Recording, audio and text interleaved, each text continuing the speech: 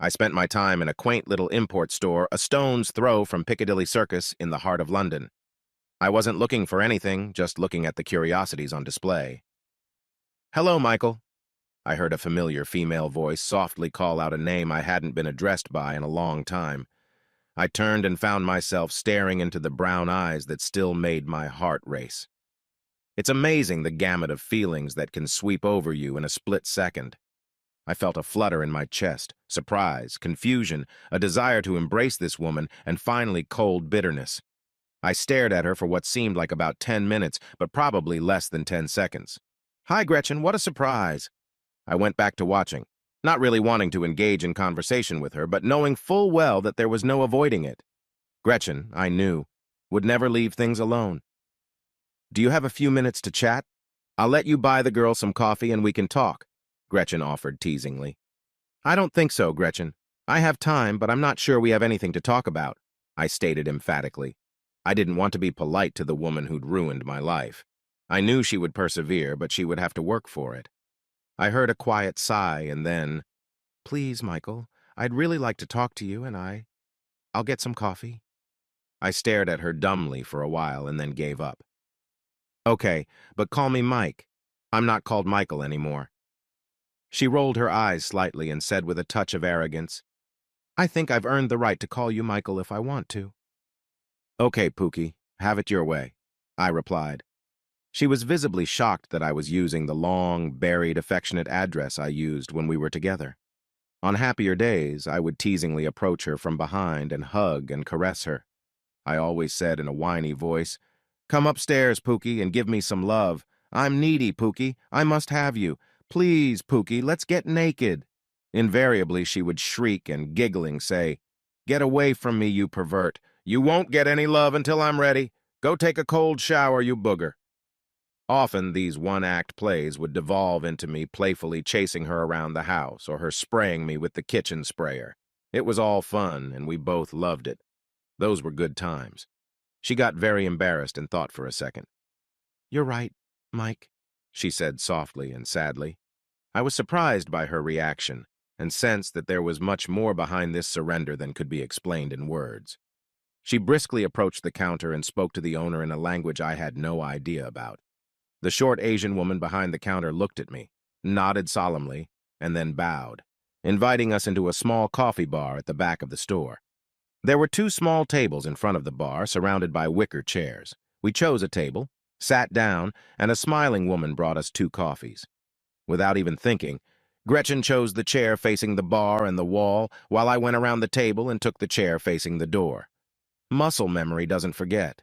It was a ritual we'd practiced thousands, maybe millions of times over 24 years of marriage. I had to face the door. It was a nervous tick left over, if you will, from my time serving in Vietnam. After all this time, we still observed our rituals. I think we both noticed it, judging by the curious half-smile that appeared on Gretchen's pretty face. We sat in silence for a long time, and despite my best efforts, my mind wandered back to the last time I'd seen this beautiful woman, my ex-wife. We lived in a small town in Connecticut, and I considered us a happily married couple. For the past few months, my wife seemed distant. I saw and talked to her every day, but I felt a disconnect coming between us. I tried to ignore it and redoubled my efforts to draw her away and bring her close to me again, to make her happy. Our two children by then had left home trying to establish themselves in their new roles as adults. Brett, our son and the oldest, was 23 years old and had just graduated from college. His senior year of high school, he married a sweet girl named Amy, whom everyone adored. He and Amy both work in New York City and commute by train to their small townhouse in New Jersey. They had some success and were, and still are, deeply in love with each other. It was beautiful to see. Our second child was our ball of lightning daughter, Misty, who was 21 years old. She is the apple of my eye, a feature of Daddy's daughters, and our wild child. I held my breath and self-control most of the time while she was in high school. However, by her second year of college, she finally realized that all the no's we were heaping on her were for her own good, calm down, and will soon be graduating with a bachelor's degree, appearing frequently on the dean's list. So there you go. I was editing an article that was to appear in one of the magazines published by my employer when I got a call from my wife. "Hey, Michael, it's Gretchen. Would you like to have lunch with me today?" I know it's an urgent invitation, but I thought it would be fun to do something out of the ordinary for a change. I was thrilled. "Sure, babe, that sounds like a great idea. I'm glad you called. Do you have some place in mind, or should I pick?" "Meet me at Cafe Paris in, say, 45 minutes. Is that okay with you?" Gretchen asked in a professional, measured tone. It felt like distance was still being maintained, but at least it was a start. I was beyond excited and really hoped for a warming of our relationship. "I'll be there with the bells on. Maybe I should wear something else?" I said with a grin, trying to lighten the mood and show how pleased I was. "Yes, please," she replied, not very cheerfully. "Okay, I'll see you at 12:15. "Thanks, babe. That's a great idea. I love you," I said, getting up from the table and pulling out my jacket with a wide grin on my face. She simply said, "Okay, I'll see you soon." I hurried to my car and drove across town to meet my favorite wife for lunch. I can't describe the delight I felt at this simple gesture on her part. When I walked in, she was sitting at the table with a glass of wine. I touched her shoulder and leaned over to kiss her. She turned her head slightly and gave me a peck on the cheek. I guess that should have told me something. I said, smiling stupidly, "Hey, gorgeous, looking for a date?" She smirked slightly. "Let's order so we can have more time to talk afterward." We ordered, and she started talking about some translation projects she was working on at Trade, the import and export company she worked for as a language specialist. I ate and listened to her, but I started to feel a little uncomfortable. She hardly touched her food at all. After the dishes were put away, she paid the bill with her business credit card, saying that everything was fine and that her boss knew she was treating me to lunch. She looked down for quite a while and was silent. I was about to ask what was wrong when she, looking me straight in the eye, said, "Michael, you can't just say it like that. Michael, I've been having an affair for about 8 months. I love him and I want a divorce." I was stunned, shocked, and destroyed in one fell swoop. I stared at her in silence and couldn't speak. My world split in half in an instant. Never in my life, not even after what I had seen in the war, had I been so shocked. I was broken at the core. I couldn't think. I couldn't speak. Everything was lost. I was lost. She went on to tell me that he was extremely wealthy, a billionaire in fact, and that he would be picking up all the costs of the divorce. Since he is so rich, they would not claim anything in the divorce. I could keep everything. I seem to remember her saying something about my little assets staying intact. At the word possessions, she made a disgusted gesture with quotes in the air. I knew she was talking, but I couldn't really hear anything.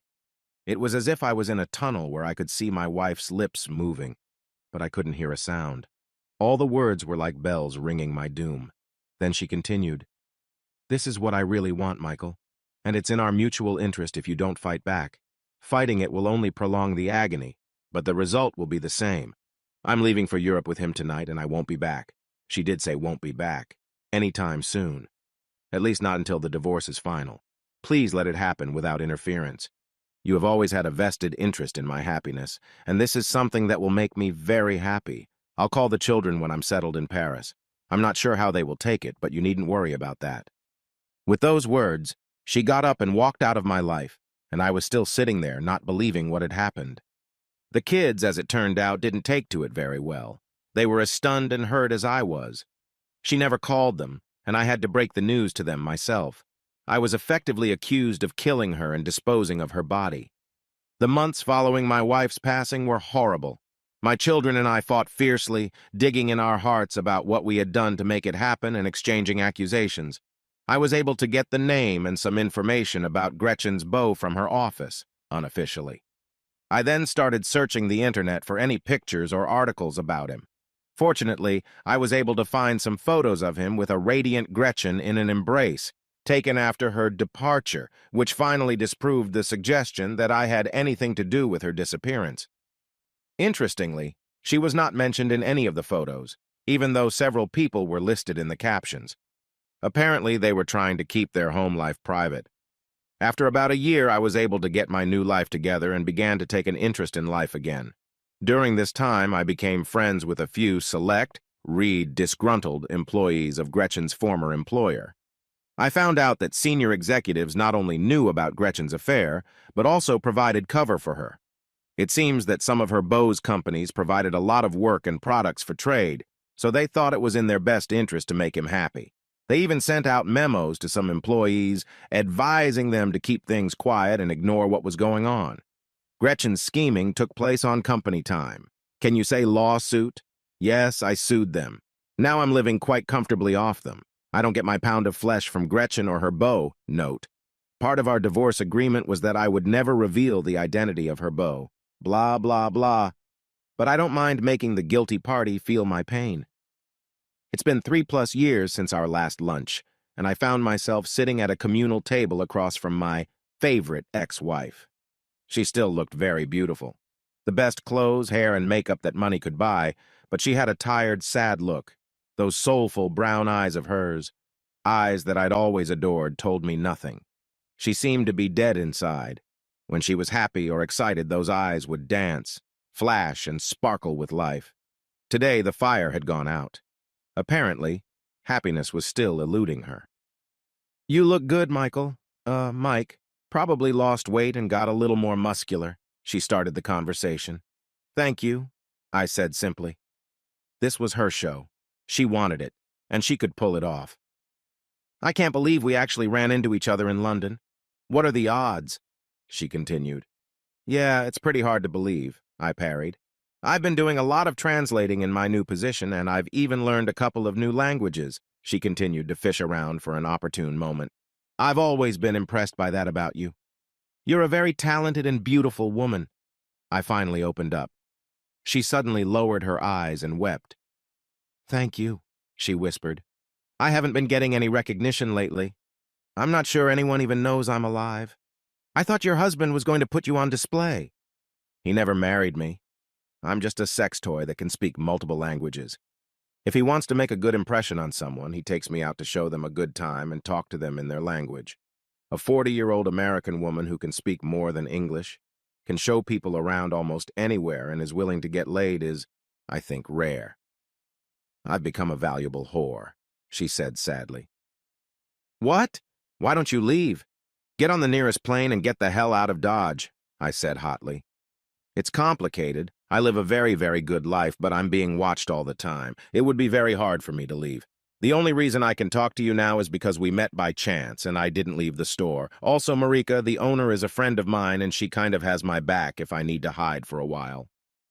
"It sounds awful, but I guess it's your choice. Okay, let's change the subject. Why didn't you ever call the kids?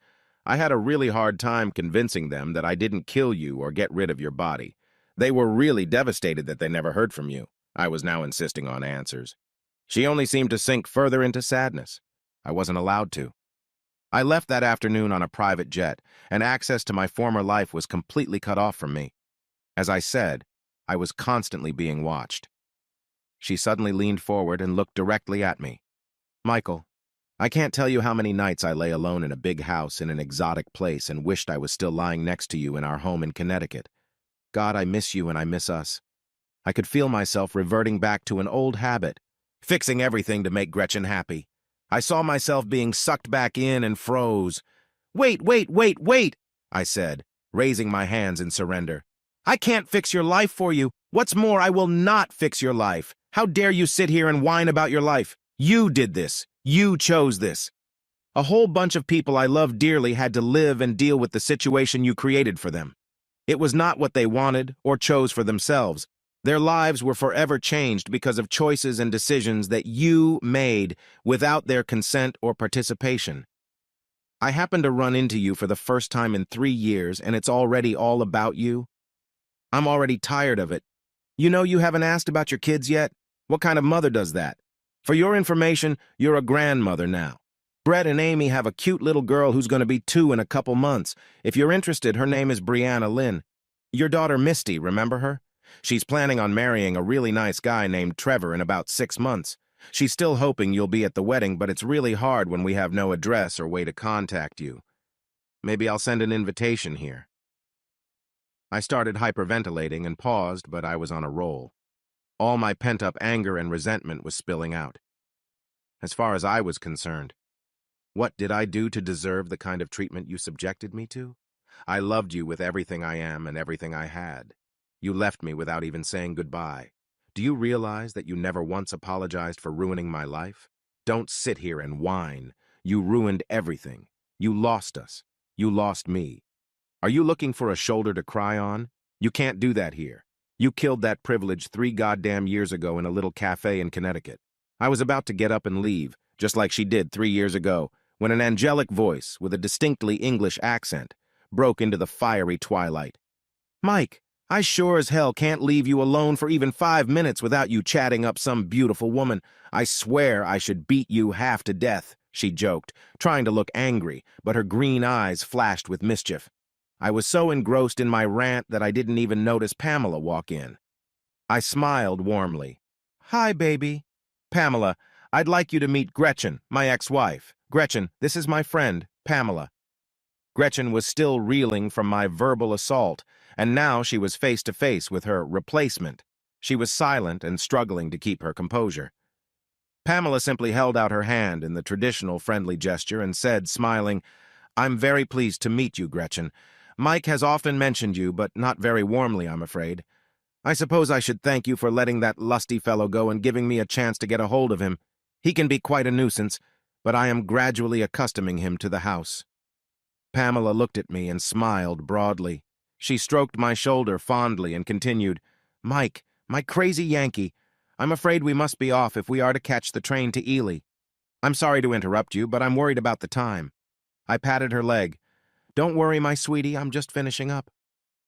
Then I turned to the still struggling Gretchen and said, We have to run, but thanks for the coffee and for your time.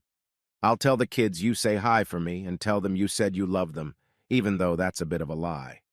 I shook her hand and then said, I hope, Gretchen, that you find your happiness someday.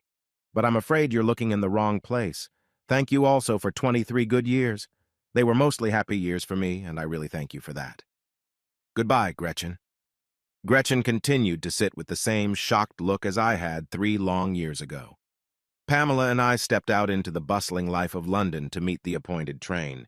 She never asked about the reunion, but I think she heard enough to know that it was not a joyous reunion. For the first time in a long time, I felt free. Yes, I felt free, and even a little happy.